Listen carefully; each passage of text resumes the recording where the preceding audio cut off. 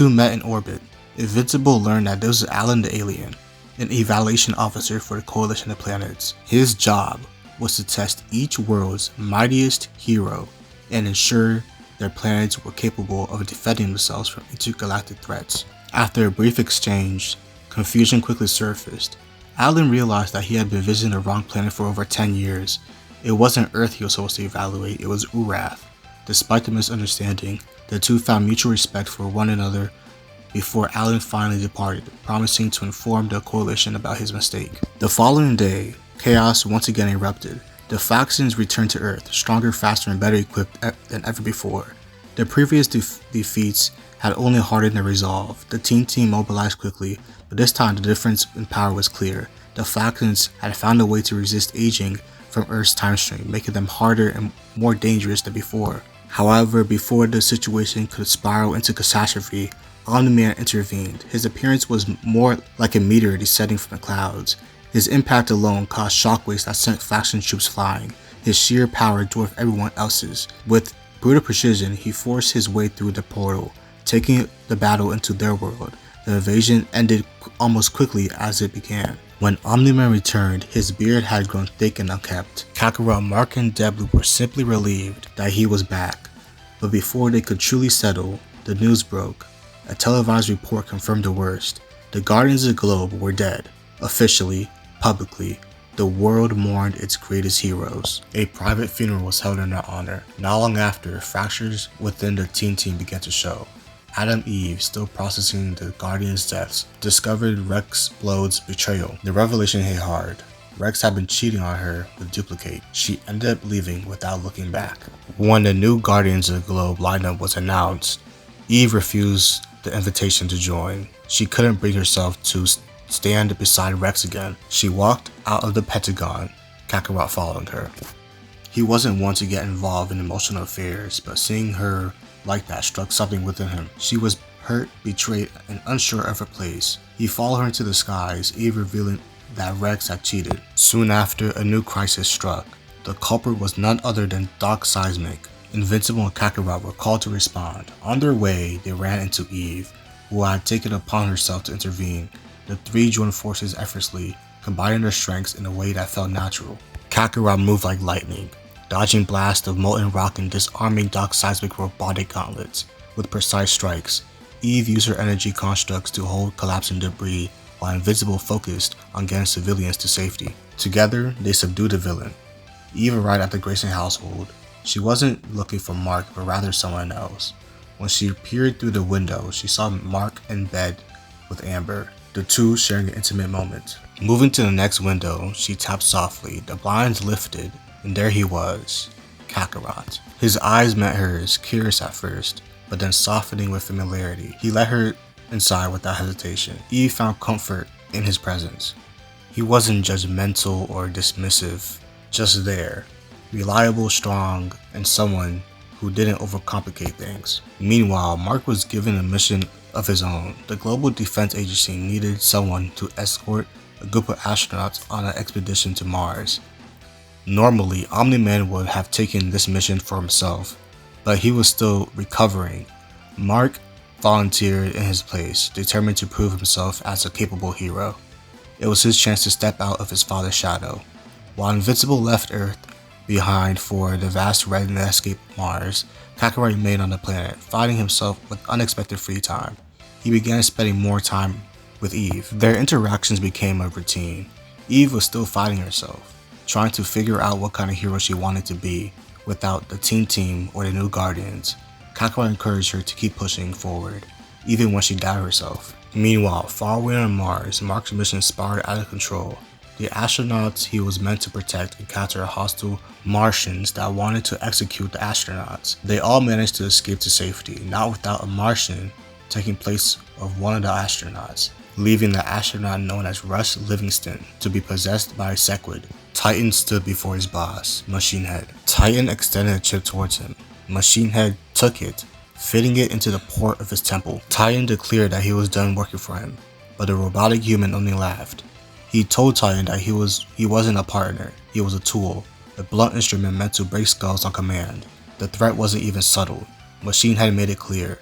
Titan would work for him until the day he broke for good. Titan's fist clenched, and in a flash of frustration, he slammed his hand into Machine Head's desk, splintering it into pieces.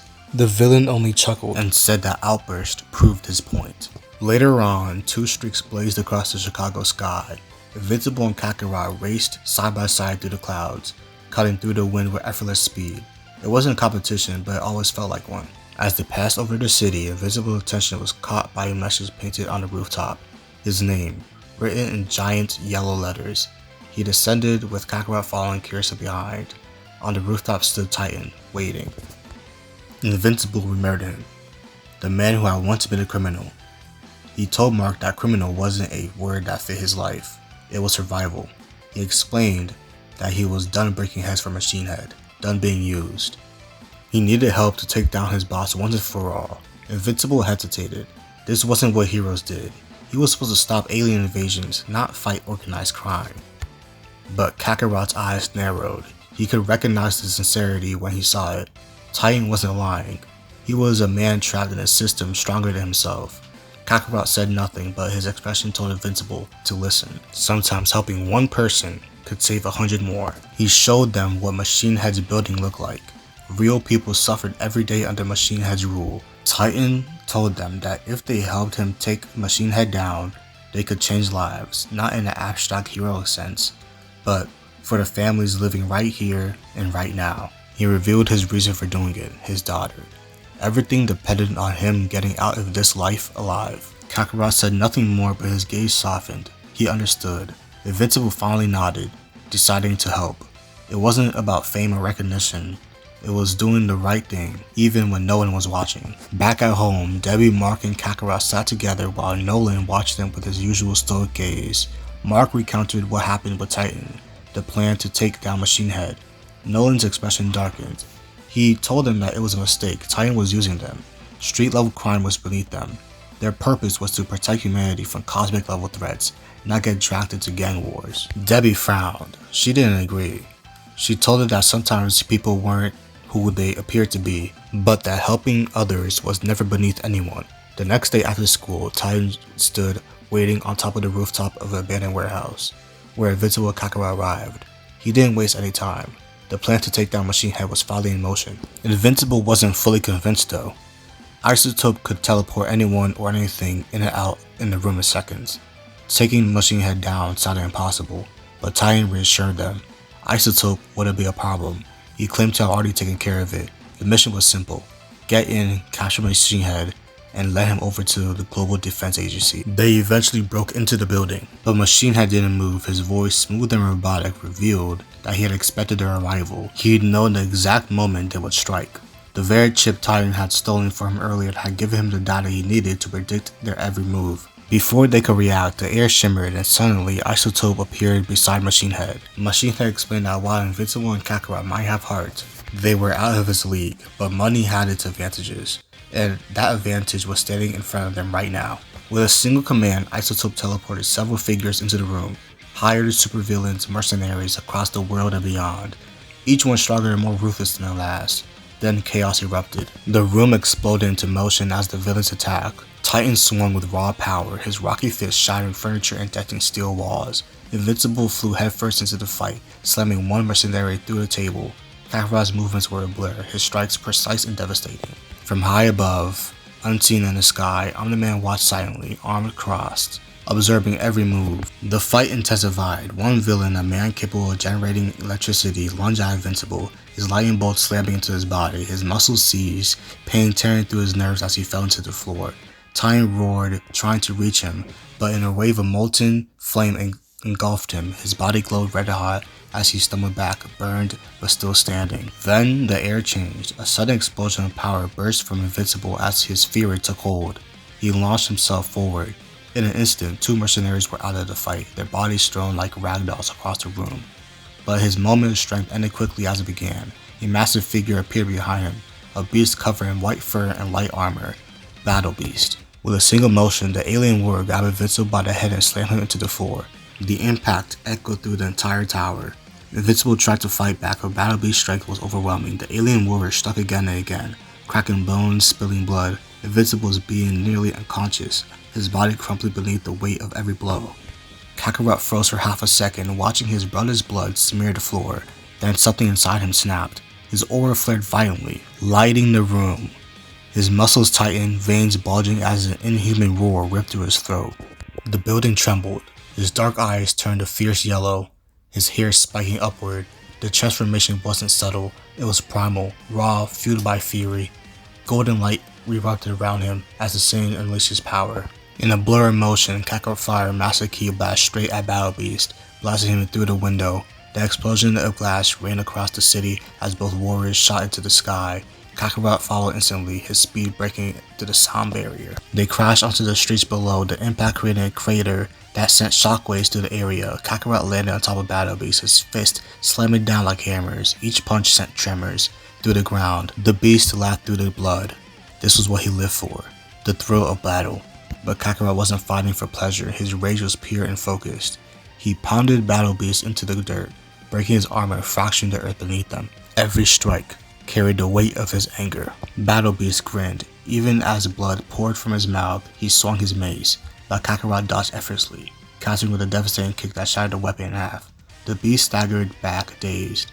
Kakarot moved faster than I could see, slamming his fist into Battle Beast's chest and sent him flying through a building. For a moment, silence followed, then a low growl. Battle Beast crawled from the rubble. He was injured, but his armor was cracked.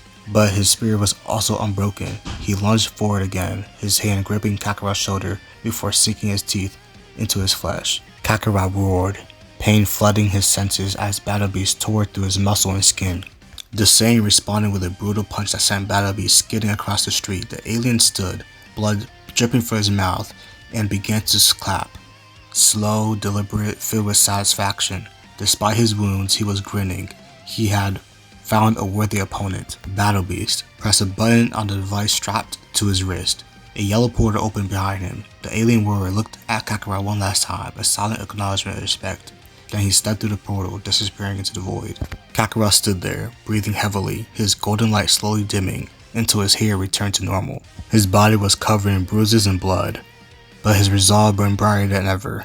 He looked toward the sky, where Omni-Man had been watching, but Nolan was already gone.